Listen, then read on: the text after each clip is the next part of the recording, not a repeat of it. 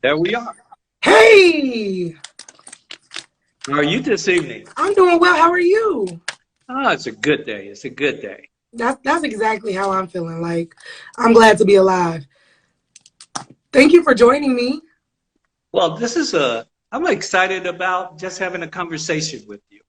It's been a great day for me, and I just love having conversation with young people to see where their heads at and what type of audience. I'm gonna look forward to. I'm always looking at the comments being made. So if I look down, it's because I love looking at the comments. Yes, Lemonade Stand. Check in. Of course, I have the one, the only, the legendary Dr. Mathew Knowles. Thank you so much for coming to the Lemonade Stand. Again, I'm truly honored. I am an Austin, Texas girl. I'm a millennial, so obviously the impact of Destiny's Child and your legacy has been huge in my life. So thank you so much for joining me. Well, thank you for giving me this opportunity to just tell my story and let's have some fun with it. Let's do it. And first of all, I did want to ask, obviously 2 years ago you announced that you had chest cancer. How are you doing? Are you feeling good? I know you've cut out alcohol, lost a little weight, but how you feeling? No, I didn't lose a little weight. I lost 30 pounds. Well, yes, So, a lot of weight. yes, it was a lifestyle change for me. And thank you for asking. When we look at male chest cancer and breast cancer, especially in the Black community, we're number one in mortality and death rates. And so it's really all about early detection. And I tell the story, it saved my life and it would save those of you that are listening because I know you have a large female audience. Be mindful if you have family history of breast cancer, even men, if you have a family history, be mindful of that.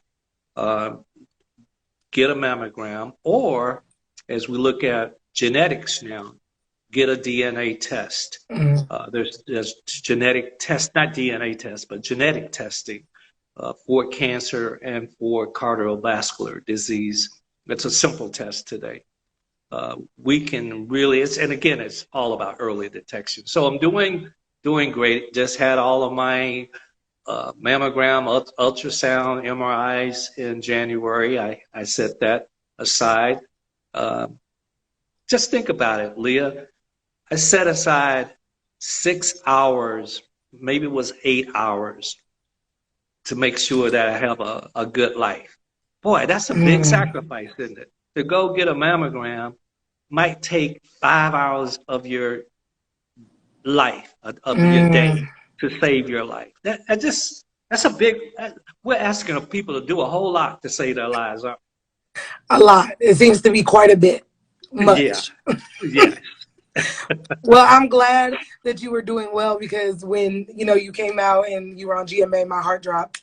Because again, our people disproportionately see ailments like cancer and other diseases at a higher rate than our counterparts of other colors. So I'm glad that you are doing well. So, one thing about me is I love to learn people's real stories. And I think that, when it comes to people like you who are obviously wildly well known, there are things that people can learn. So I want you to tell me, who was Mathew Knowles before he was a husband, a father, a music director, a music exec, a manager? Who was Mathew Knowles in Alabama? Who was that?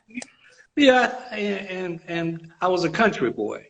There's not many major cities in Alabama. Birmingham is the largest city, but Right. still you're talking almost less than 1 million people. So a lot of towns. I grew up in a little small town.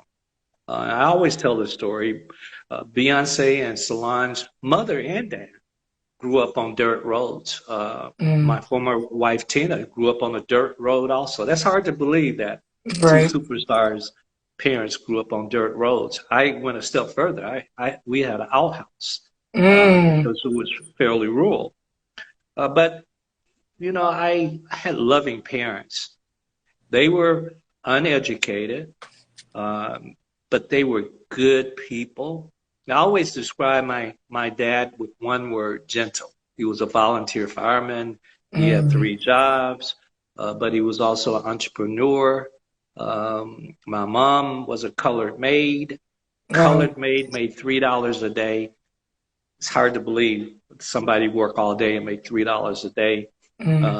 But she was an entrepreneur and would take hand-me-downs from the white woman she worked with and would make beautiful quilts, her and her two girlfriends. So they always taught me I could do anything I wanted to do. My parents never had walls. They never had walls that say I couldn't do something. They always would say you could do whatever you wanted to do.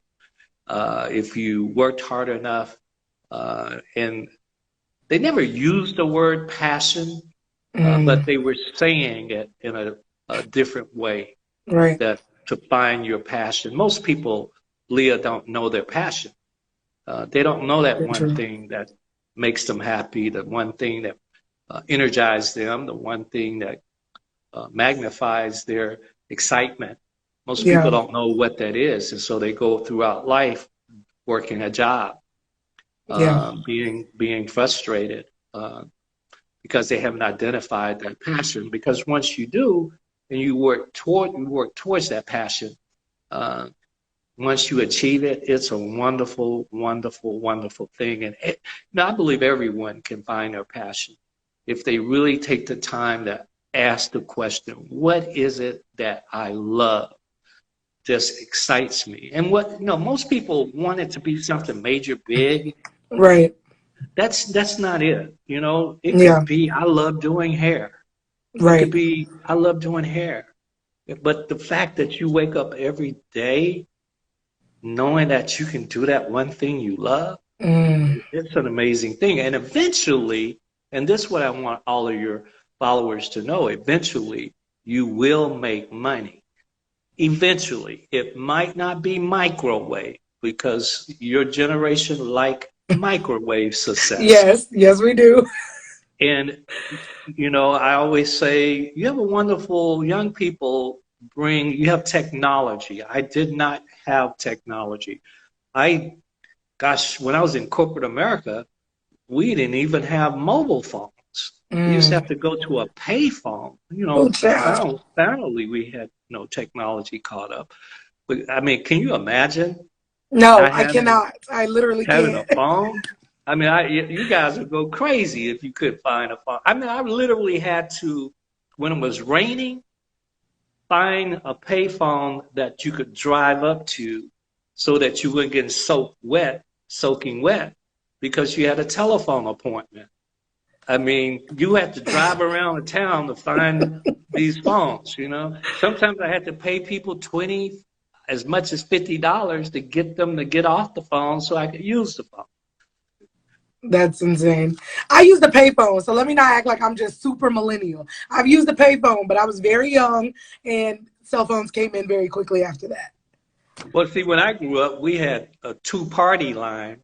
Where you would pick up the phone and your neighbor would be on the phone and you would eavesdrop, or you would say, hey, could you please get off the phone? I got an emergency call to make. Oh, child. I'm grateful for the era I was born in. I'm comfortable in my technology, but I do remember the payphone. I used the payphone maybe like once or twice in my life. That's it. Wow. That's it. Probably, once or twice. You don't seem old enough to have used a payphone. I'm 27. Oh. Matthew, Matthew, don't do me. Don't do me tonight, okay? I'm 27 and I use the payphone, okay? Don't do that. Don't do that. Okay. We'll leave it alone. Listen, now speaking of, pursuing your passion, I want you to talk to people, because I think that many things have happened in my life because I took a step of faith. And obviously you left your job to go support, your children and their passion, but also because you could see it. So can you give the people who are watching? Wrong. Okay, tell me. I'm glad you asked that, because I am constantly cleaning up the media's story. I call it his story. We look at the word history all the things we've learning. We now know most of the history stuff that we learned about America was lies. You know, his story. No, I did not leave my job so that I could be Beyonce's Get out! manager. I've always heard that. Get out. Well, Get out. read Destiny's Child, The Untold Story. I tell the complete version of it. I was a very successful medical sales rep I knew that part. for 20 years, and I had said I was only going to work in corporate America for 20 years. Let's start there. I did 20 years in corporate America. Then I transitioned to the music industry because there was a defining moment in a surgical procedure I was having as a sales rep, not as a patient, as a neurosurgical specialist with Johnson & Johnson, where the neurosurgeon, after the procedure, paged me to come to his office, and I thought I had done something wrong in the procedure. I thought maybe we lost the patient, and there's a protocol that everybody has to go through. I didn't know. And when I got there, he said he couldn't use my instruments because managed care, you know what managed care is? No, give me hip. I don't know. Managed care is, you do know, because when you go to the doctor, insurance will only pay so much for something. So this was the beginning of that. And so his cost was too expensive. Every procedure he had in operating room was too expensive, and he had to reduce that, and he couldn't use my instruments. That's when I called my former wife, Tina, and I said, I can't do this anymore. I don't sell cost. I sell quality. So I had to start looking at what was my passion. And as I began to identify, it was the business side of music, because I used to just drop Beyonce off to her practice and rehearsals and go play basketball and come pick her up. People got that all wrong, man. In the beginning of Beyonce's career, I was just a dad dropping her off because Tina and I own a salon, and as you know, Saturday is the busiest day. So I had to drop her off. And then when they lost on Star Search, and this happened around the same time almost.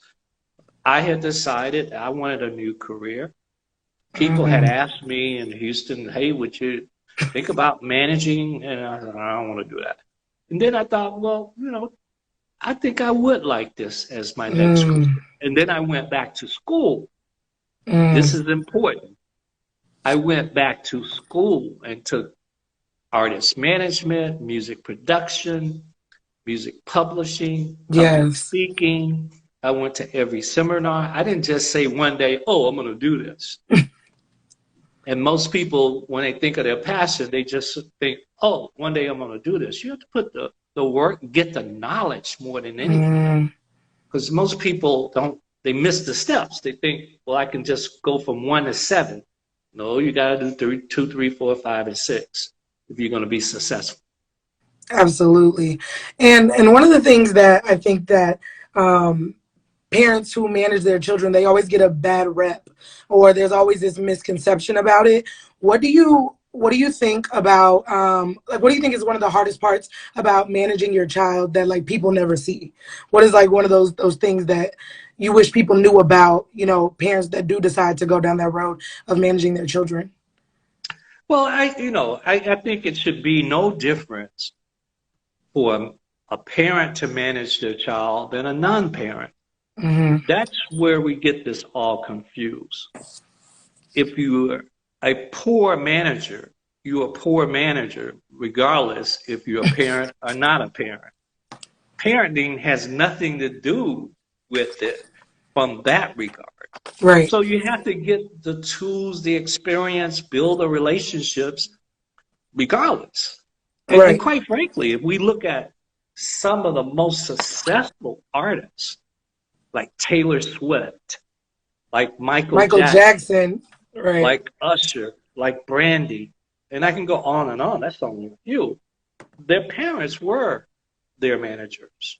Yeah. Now, there's been many failures, but there's been so many more failures of people that weren't parents. That's what people forget. It's sensationalism of the media. It sounds really sensational, and people buy into, oh, they're the parent. It's not that. It's either you're damn good or you're damn bad. One or the other. Period. Well, period. Oh, period. Pooh. Come on, Matthew. Okay. What do you think is one of the biggest misconceptions about you in general? What would you like people to know more about Mathew Knowles? Well, I think I'm looking at your wonderful responses, and thank you guys. I think people don't know my intellectual ability. I think people don't know my background, don't know my education, don't know my successes in or areas I knew nothing about. When I went into corporate America, I went out of college at Fisk University, where I graduated, HBCU, and I went to, and I teach at a HBCU, Prairie View A&M. PV, come on. Yeah, but most people don't realize that I went straight to corporate America. Most people don't know I worked at Xerox 10 years, which was the number one corporation for blacks in the 80s. And I worked there 10 years. 8 years I was in the medical division. Most people don't know I was the number one sales rep in the world. Let me pause. Come on. I want you to wrap your head around being the best in the world. Come on. I'm on. going to fast forward to my kids and the best in the world. Period. Most people don't know. Come on, family tree. Come on, family tree. One of the first blacks in America to sell CT and MRI scanners. Those big things you get in. Yeah. Which means you've got to know what you're talking about in terms of technology, or I just said a neurosurgical specialist. You got to know what you're talking about if you're in surgery and somebody's head is wide open, and a neurosurgeon is asking you, Mr. Knowles, what am I supposed to do with your instruments? You got to know what you're talking about. Yeah. So most people don't know that, or the successes in the hair salon that we had in Houston for 17 years, and the successes of hair hit House of Darion and Darion. I didn't know anything about fashion. Our family, how to have a clothing line, but I took those skills and I transferred those skills that I learned at Xerox, and I transferred them to the music industry. I transferred them to the clothing industry. I transferred them to academia, because you can transfer skills. And most people don't know that. They listen to the media. They haven't talked to me. They haven't had this opportunity to have a conversation with me. And by the way, they can hear more about my conversations on my podcast. Yes. Those impact. But I'm sure we'll get to that. But that's the one thing people don't know. The media want to make, especially black men, they want to make us look bad. Yeah. They don't want us to show leadership and intelligence and responsibility. They want to make us look like Swingallis and that we're not smart. We've been doing that since slavery. That's been happening since slavery. A lot of what's happening now, if you knew your history, the true history, not his story, but history, you would know this has been the same game been played since slavery. Yeah, absolutely. Yes, and shout out to HBCUs. I went to Howard. Had to throw that out there. So HU. I've lectured at Howard. Yes. I've lectured at the School of Business at Howard. I was School of Communication, so I didn't get the opportunity, but I was at Howard. You know what? I want to take that back. It was the School of Communications. What year was this? Because I was 2013 to 2016. I've lectured at so many universities. It bleeds together. Yeah, it's starting to bleed together. Well, but it was a great experience. I can tell you what was going on. At that time, the students were having some challenges with administration. They took over the building. And they took over the building, and I think a Rihanna song became the theme song. Yes, bitch better have my money. Yeah.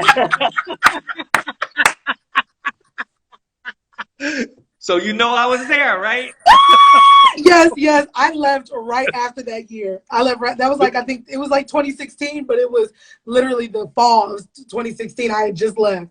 That's hilarious. Yeah, That is because the hilarious. magazine, the college magazine, did a cover story on me that was just happening. Yep. Literally. Yeah, you was there live in action. Oh Bitch, man. I Well, better have my money. the bitch better have listen, because you went to an HBCU. You know how they do. I love Howard. Don't get me wrong. Yeah, Love my HBCU, but bitch better have my money. I'm just saying. yeah. It You seems know. like our challenges with HBCUs is with the finance department always, Hmm. with financial aid, and always seems to be a challenge. Yeah. Yeah. I mean, which is sadly kind of reflective of our people as well, when it comes to financing, allocating funds the proper way. So hopefully with, people like your daughter, Mackenzie Bezos, I don't know her last name now that they're divorced, but giving money and funds to these schools in big proportions, hopefully we will see a transition in these HBCUs that will start to really just build up the campus. That's my hope, at least, as an HBCU graduate. I'm sure you as well. And now, when everybody tries to say Beyonce pulled HBCU love out the air, her daddy was an HBCU graduate and teaches at HBCUs, because you were at Texas Southern too. My friend actually took your course. So, Yeah, I taught at Texas Southern for 8 years. mhm. I've been at Prairie View for 2 years. I'm also at the University of Houston, and I'm Okay. also at the Art Institute. So I Whew. literally teach right now as we are sitting here at three universities. Most people don't know that. Mm. Uh, they don't know that. Yeah, no, I didn't We know you do. was doing them all at once. I knew you were a No, I professor. no, I do them all at once. I really enjoy it, and I'm a public speaker. I'm a motivational Hmm. speaker. I, And I an do author, a and a uh, doctor, and a author. music exec, and Yeah. Destiny Child's Well, manager. I But just announced, and it's pretty much all over the media that I'm leaving you're the music leaving. industry. Yes. So wait, time out, because I thought there was a group that you were working with at one point. Is that in 2 years? Is that done too, or in No, all? that's been done. I mean, the Okay. failure in this industry is, in the high 90%, Yeah. typically 97, 98% with new artists, they fail. They might get one single out, and they fail for a number of reasons. I was just talking last night on Instagram Live. I've been to the mountaintop, as Dr. King said in his speech, Mm. in the music industry. I was fortunate to go with Destiny's Child, to go with Beyonce, to go with Solange, to go with Leandra Johnson, who's the #1 gospel Gospel. artist, Mm. Brian Courtney Wilson, um, Juanita Bynum, to do Earth, Wind, and Fire last album, Shaka Khan and the London Symphony, the OJs.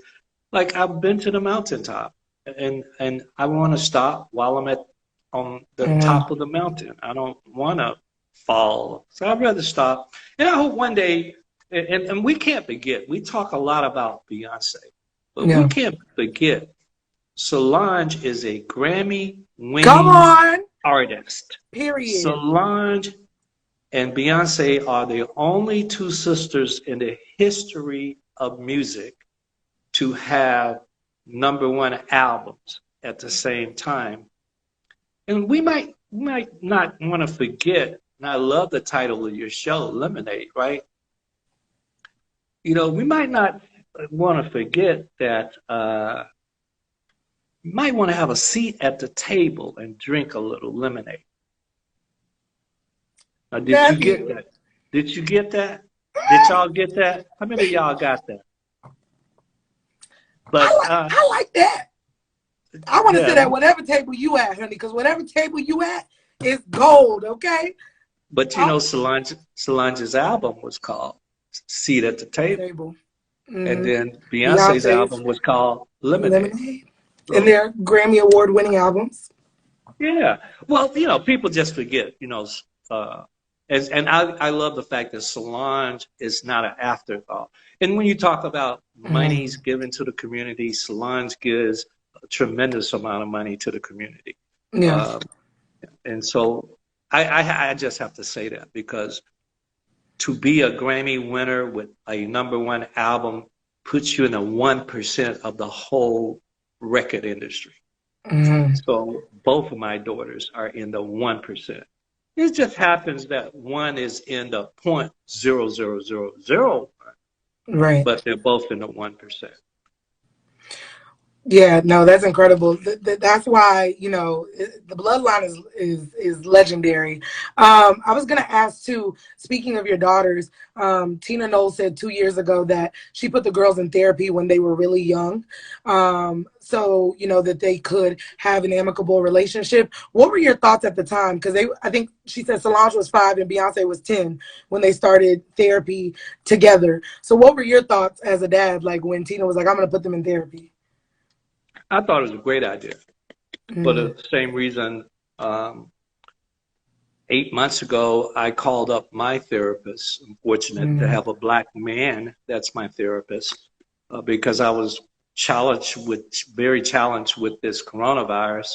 mm, And being a cancer survivor, I was having these anxiety attacks. mm, And I was so frightful that I was going to die. And I isolated myself mm, here in our home in Houston, and I wanted my wife to not go out the door. Um, and it was over the top, and I knew I needed to talk to someone. And that's when you call, that's the role of a therapist, is when you get to a point that you need help and you need mm. to talk to someone. So when Tina suggested that, and I don't know, I just can't go back to know if she suggested it, we suggested it Mhm. or not. That's not that important. The fact is that we got therapy for our girls, and it wasn't just for that. It was just a general thing that I think parents should do. Period. Yeah, agreed. Um, it's just to connect their kids, and uh, for the same reason that I do for myself. Yeah, And I highly suggest it's not just when we think health and wellness, it's the mental part as well, yeah, not just the physical. yeah, absolutely. Um, so I have to ask you this because since I've been a child, I've always wondered this, and I just need you to walk me through the process when you thought, I'm gonna make these girls run in heels. What was your thought process? Because first of all, I could never. Secondarily, I just have always wanted to know, like, what made you think of that, or was it just a no-brainer, or was it like, please walk me through that. I'm always Well, been so interested. a thing that most people don't know about me, I was a high school basketball star. I went to the University of Tennessee at Chattanooga on a basketball scholarship. I transferred to Fisk University and played, and I was fortunate all my basketball career to be on championships teams in high school and college, Come both on. colleges. Um, Beyonce is an athlete Yeah. first. Yes. When Yes. you perform for 2 hours dancing continuously, you are an athlete. See, An people don't think of athlete. her as an athlete. I do, because I be tired, Matthew, watching. I be tired. Well, you have to be in tremendous physical condition. And so it would only make sense that when you practice football in the shoes that you play in. Duh. Yeah. So, although that might seem far-fetched, but when you break it down to just simple common sense, shouldn't you practice how you play? Oh, child. Oh, Lord, I couldn't even imagine. So a part of that was for them to be comfortable Right. in practicing how they play. They they perform in high heels. Mm-hmm. So they have to practice in high heels. They're going to dance and run around the stage in high heels. So that was part of it, is just being able to get comfortable and having an amount of practice in high heels and running and dancing. When they practice dancing, they had high heels on.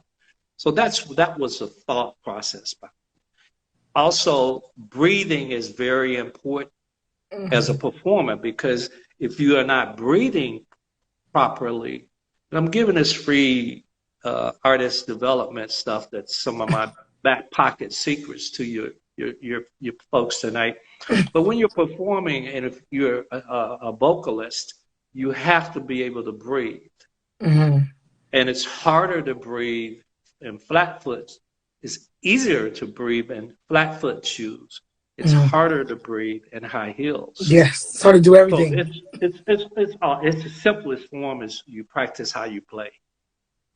And when you say it that way, does that seem far-fetched that you should practice how you play? No, I just know that if I would have if I would have been recruited to be in the group, and the first day run a mile, okay, no, go get those 6-inch heels, and then running that, I'd have been like, Beyonce, it was nice meeting you, your daddy. I'm up out of here, because it couldn't have been me.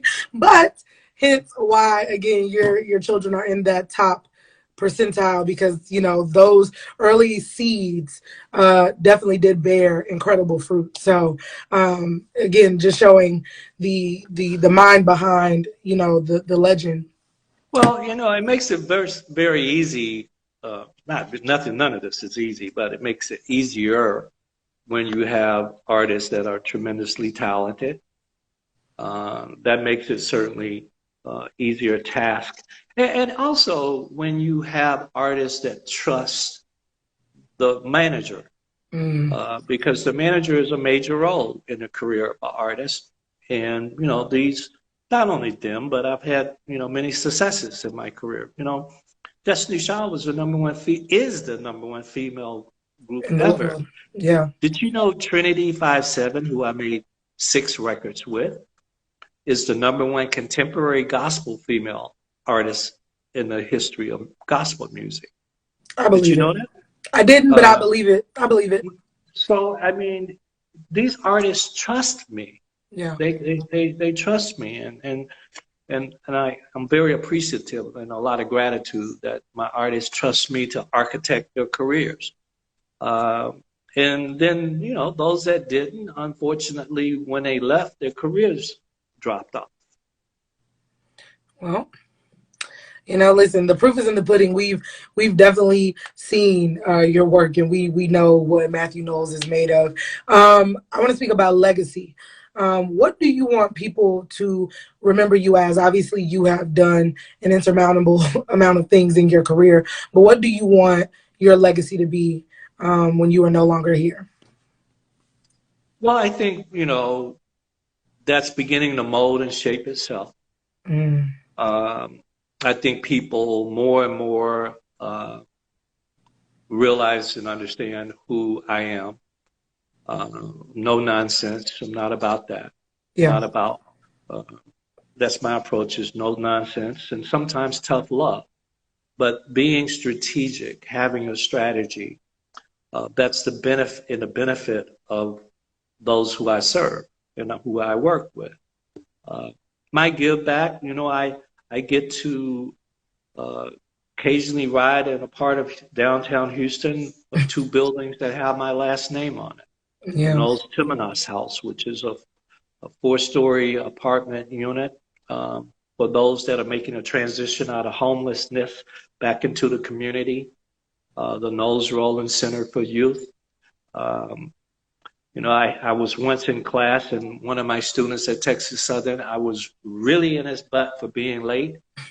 And he, the third time he was late, and I really called him out, and he said, well, Professor, you might not remember me. And I was like, no, I don't remember. Why should I remember you? He says, you might not remember, you bought 2 homes for Home for the Habitants. And you bought me and my family a home. And my parents got on crack, and I have a younger sister, and I have to make sure she's done her homework because my classes are at night. I fed her, and she's done her homework, and then I come to class. Those are the things that I want to be noted for. I always say, one day, because one day we're all going to have that moment where we transition out of life. I just want the many people I help just to talk. I don't want a sermon. I just want no name people, homeless people that I've hugged, homeless people that I've given to, families that I've helped. I just want them to say something. And that's to me the legacy, that I help people, that I help them to become better people, better in music, better entrepreneurs, better salespeople, better marketing people, better record executives. I just want to be noted that I help people to understand greatness. I don't give a damn about being good. I only care about greatness. Drops mic.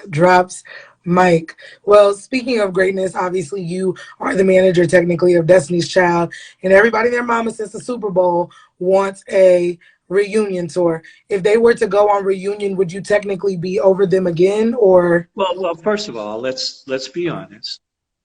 I own the trademark Destiny's Child. Right. Which is why you've never seen anything Destiny's Child come out except a book that said Destiny's Child, The Untold Story. So anything that's going to be Destiny's Child, I own the trademark. I don't know if you know what that means. Yeah. But that means it can't happen unless you approve it. Right. So let's start there. Number two, what people don't know, in any given week, I'm working with Sony Music in the capacity. I've never stopped being their manager. When you're the number one female group in the world, you think one day because they decided to retire that the music industry and all the catalog and licensing the songs into movies and commercials, you think that stops because the artist decides to retire? That shows how little people know about the music industry. Because if you knew about the music industry, you would know if when you're working with that high level, we are constantly still working on that. Destiny's Child is right now generating income, and someone has to manage that process. So I've never stopped managing. Destiny's Child never broke up. That's what other girls groups did in turmoil. Right. In turmoil, they broke up. These ladies are smart. They retired. People can come out of retirement.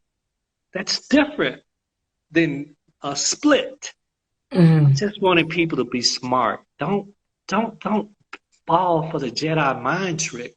Think stuff through. Don't get emotional.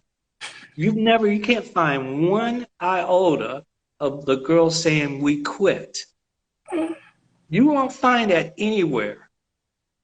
We find that we've taken a break. They said it in those type of words of retirement. Because you can always come out of retirement. They do it in sports all the time. They come out of retirement. We do it in corporate America all the time. People come out of retirement. And fortunately, you can't make good decision making when you get emotional. And people get all emotional about the entertainment industry because they don't understand it. And we take advantage of you often in the entertainment industry because you don't understand it. You get taken advantage of. Very good point. Yeah, and emotions definitely hinder your decision making. Now we got to talk about this podcast, Impact. You had a very interesting conversation with Reverend Jesse Lee Peterson. For everyone who is not familiar with him, he believes that he is born black but white on the inside, correct? Correct. He's an Oreo cookie. He's black on the outside, white on the inside. How did that go? I don't have no words. Well, I tell you what, it becomes my second favorite interview of all times. My favorite interview is Wendy Williams because gotta love it. You see, you come after me, you better be intellectual. Come on. You can't come after me emotionally. I'm gonna cut you with a razor and watch you walk and bleed to death. This guy, he comes, he thinks that smart black people are evil. He thinks anyone that's black that has success, but more importantly, he absolutely believes no racism exists.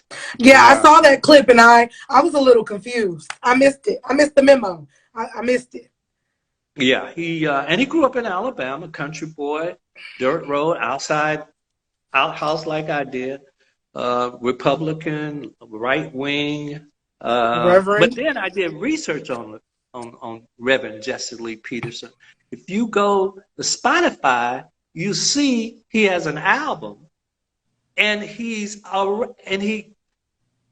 genre of music is hip hop, and he's a rap artist. But he has these crazy titles like Oreo Cookie.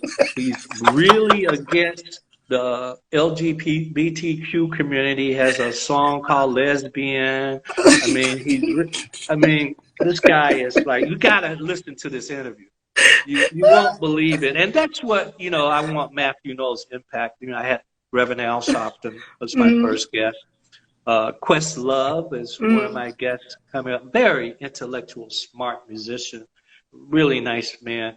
You familiar with Scarface from the Ghetto Boys? Yes, Scarface. Well, Scarface, in 2 weeks, he almost died of coronavirus. Wow. So it's him and another black man who almost died of coronavirus. And what they had in common with facing death of coronavirus. And then I have, a mixture. Stormy Simon is a white woman who was the president of Overstock.com, a $2 billion company. Never graduated from college. And for twice, not once, she was on getting assistance from the government on welfare.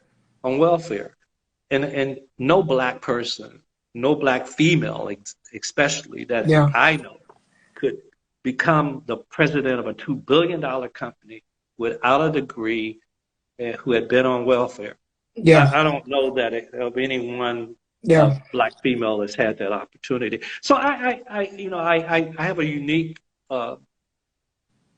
way that I interview. I like to go back, just like you did, into folks' childhood. I think it's a defining moment of who we are. Yes. And then I challenge you. I respect your perspective, but I'm not the person you come to with bullshit. I'm going to call you out on it. Right. Absolutely.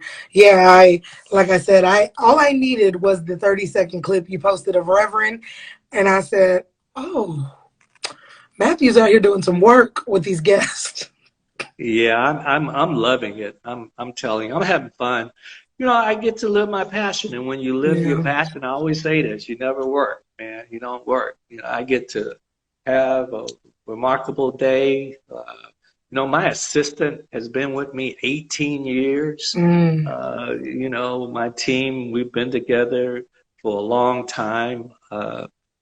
Every night I get to spend time with my best friend, my wife, and there's not a night go past that we don't laugh for hours. Laughter. Just to sit up and watch TV. And sometimes I actually do what the kids used to do. I might become a poet. I mean, people don't know. I've written 5 books. I'm a storyteller. I mean, give me a topic. Let me come up with a poem. Give me one word. No, give me one word. Okay, because I was going to say Leah's Lemonade, but we can do Lemonade. So give me lemonade. Lemonade. What is the best in life when you look at what could be made? What could be the best in life that could be the best thing, the taste of the day? Could it be the darkness? Could it be the light? Could it be the brightness of what was made from a spiritual place, from the universe? We have to think of not tomorrow, of the best. Could it be lemonade? Who would know but you what taste that you have? I'm just making this up. Wait. I want to go. Give me a word. Give me a word. Stay. Stay. Will you stay or will you play? Boy, I'm tired of these games. Get your lemonade or stay with me as we go into another. Matthew, don't make that face. I'll let you do your whole damn poem. I was reading. Look, I'm reading what people are saying. No, you was giving hell no. I was reading. I was reading. Matthew, you was giving hell no. My wife, hey, Leah, even my wife just came out of the bedroom laughing, said that was a good one, honey. No. You was giving disgust. Don't do that to my poem. No. I was actually reading. No, you. As soon as I started, you said, Matthew, give me another word now. You threw me off. Give me another one. Okay. Light. Okay. Is that you I see in the light? Or is that your aura that shines so bright? See, girl, you a star. Homegrown and home fed. Wish you was back at home in your mama's house eating the end of the bread. Girl, you came from nothing to something. And all I got to say is, you are the top to nothing. Now I'm done. I don't even know what I'm talking about, Matthew. So that's if it. you're going to do it right, you have to make sure that your poem is tight. Could it be that it was wrong? But who might know what is right? Could we say tomorrow the sun will shine bright? Or would it fade into darkness and into night? Listen here. If Matthew, if you wanted to have a rap battle, I could have just cut on the instrumental because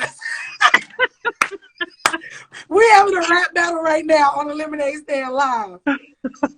This is fun, right? I'm enjoying myself. I appreciate the hospitality, okay? Oh, I'm just having a good time. I'm at this part of my life, Leah. First of all, I love young people. I am so proud of our youth today, all of you. And I encourage all of you greatness because I see greatness in all of you. But you have to believe you can be great. Because if you don't believe you're not great, nobody else will believe. So I just love surrounding myself with young people and smart young people like you. I admire what you're doing and your leadership. Thank you. I admire that. But when I talk to young people, all of the people that I'm seeing right now, never give up on your dream. Never give up on your dream. I'm receiving that on a spiritual level. You talking to me. I'm manifesting that, okay? Because if Mathew Knowles is telling me don't give up on my dreams, when I get my talk show, you got to be a guest. I would love to be. I'm going to hold you to that now. Oh, no, I'm serious because Oprah's my mom in my head, but she's my mom. So when we get there, I got you. I promise. Well, and it will happen. I believe in you. That's all I need, y'all. Mathew Knowles told me he was leaving me tonight. Okay, the Lemonade Stand. You better go trademark that name, though. Oh, it's already trademarked in my name. Okay, Leah A. Henry Entertainment LLC. Thank you, Mr. Knowles. Okay, check the public record. I'm proud of you. Okay, we don't just slap it on the thing now. We get the business done. I like what Chaka girl just said. That's why he's getting so much papaya. He's charming and a poet. He is the real deal. All right. You's the real deal, honey. The real Somebody deal. said I'm going to be a great lawyer. I actually took the LSAT test to be an attorney. And at lunchtime, I said, I don't want to do this shit. And I didn't go back. You was done. You was out. I was like, this is too much reading, man. I don't want to do this. My friend read me one LSAT question. She's in here. Jasmine, hey girl. She passed, yes, and she got into law school in Houston, by the way. But she read me one question, and I was like, let me stick to this talking to people because this LSAT shit is confusing. Yeah, when I'm telling you, at lunchtime, I was like, enough. I'm good. There's no need of me going back. I cannot. Oh, wait. I have to ask you this. So do you be on the internet like that? Like, do you really read like what people are saying, or no, you stay off of it? No, I tell you what I do. I personally respond to LinkedIn. I personally, all the many people. I think I have around 27,000 on LinkedIn. Wow. Because of all the social media, I I recommend for those who really about business. LinkedIn is about building business Yep. relationships. I've built so many business relationships on LinkedIn, and that's what I'm all about. I don't care if you like me or not. When I tell you, I would care less if you like me. Um, Well, I like you, Matthew. well, I'm happy my banker likes me. Okay. That's important. I'm happy my wife likes me. Okay. Important. Important. But to me, the social media is a very important marketing tool. Yeah. Yeah. And that's for me, and that's I don't knock anybody's perspective. If you want to spend all day on social media, I'm not. That's up to you. I choose to have my team do that. That's what I pay them for. I tell them what to approve what goes up. But if you look at, Mr. Mathew Knowles, that's my Instagram. I'm doing things like every Sunday showing you a photo of a sunset and Yeah. giving you some inspiration. Or I'm telling you things that I'm doing that could possibly help you in what you're doing in life. It goes back to legacy. I don't get on there to talk. I'm 69 years old. I look like a fool on social media. I can't understand. Those of you old people in your 60s that are doing Facebook and social media, I look at you like you crazy. I Give don't know why you're doing it. PSAs. You Right. don't have nothing else to do but to do that? Get my mama off of Facebook, okay? I appreciate the PSA. Well, the reason I asked that is because I don't know if you see the conversation online, but everybody jokes and says that Beyonce is Blue Ivy's manager. I mean, assistant.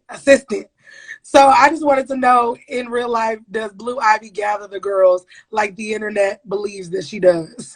Well, I tell people, I'm a grandfather. Yeah. I have 4 grandkids, and just like I don't love one of my daughters better than I love the other ones, I don't talk about one of my grandkids more than the other. So I Yeah. don't get into a Blue Ivy conversation. I have a Mm. 16-year-old grandson named Jules, Jules. who's a Mm. basketball player, who's a boy, and he's 16. More relatable. I'm a Yeah. guy. I don't Yeah. get into little girl. I look crazy getting into that kind of conversation. When people ask me something about, I'm looking at them like, are you talking to me about some kid, a little girl? I'm a guy. Come on. I'm a grandfather. I got 2 twin grandkids. So I don't get into those conversations at all. Mm. I'm a Okay. grandfather. I love them all. I know that's right. Come on, hold the family down. Okay, wait. So I have to ask you this because a lot of people online speculate. Obviously, Chloe and Halle are proteges of Beyonce. People constantly compare Chloe to Beyonce, a younger Beyonce. Do you see the comparison, like the same thing that you saw in young Beyonce? Do you see that in Chloe Bailey? You got to be kidding me, right? You asking me that question? Yes, I want to know. Are you actually serious that you're Yes. comparing that young lady to Beyonce? People say if there was anybody to play a biopic. Okay, you're talking about if someone was doing a movie, Well, not but no, people talent compare wise. them. People do compare them. Like Talent wise? Are you telling me talent wise somebody is an idiot enough to compare her to Beyonce talent wise? they say she's literally like a young Beyonce in the making. I'm asking you a yes or no question. Are you telling me someone's an idiot enough to compare her to Beyonce talent wise? She's very talented, but Beyonce's That a a peer. yes or a no? Are there people saying her talent is equal to Beyonce? They're an idiot. Period. Well, blue. Well, there you have it. Listen, I'm just That's actually insulting to Beyonce. I mean, if you wanted to call out some like Barbara Streisand or some people like that, like come on, man, really? Chloe is talented though. That's why Beyonce I picked want to him. get off this topic. I don't even want to talk about it. I got you. Okay. Thank you. So tell everybody what they can expect from the podcast. Obviously, you've had a couple episodes, but tell people what they are expecting from Impact with Mathew Knowles. Now I'm going to go get Chloe to be one of my guests. You got to now, Mathew. See, somebody just said this interview was going great and it just got cringy. Cringy. What the hell does cringy mean? It means uncomfortable. It didn't get uncomfortable for me. You are insulting a young lady for no reason. Actually, it's you're insulting the young lady for no reason. No, I asked a question. And I responded, if anyone think that, they're an idiot. You didn't listen carefully. You got emotional, whoever you were, and you weren't listening. Because that's what happens when you're emotional. You don't hear the words. Anyway. But yes, what turned into a wonderful, great interview is now ending up on some bullshit. And I'm out.